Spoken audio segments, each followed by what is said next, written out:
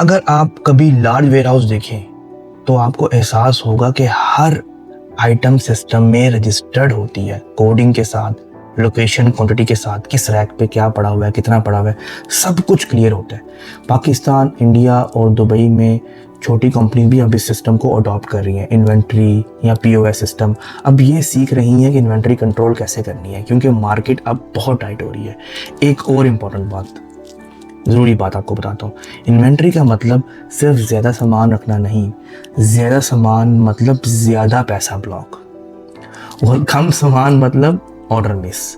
इसलिए balance inventory में बहुत ज़रूरी है। क्या लेना है, क्या देना है, इसको भी मैनेज करना होता है। सप्लाई चेन का कोर है। अच्छी इन्वेंट्री कंट्रोल का मतलब ना ज़्यादा ना कम, बस इतना रखो जितना ज़रूरत हो। मैं हमेशा कहता हूँ इन्वेंट्री बिजनेस का थर्मोमीटर है।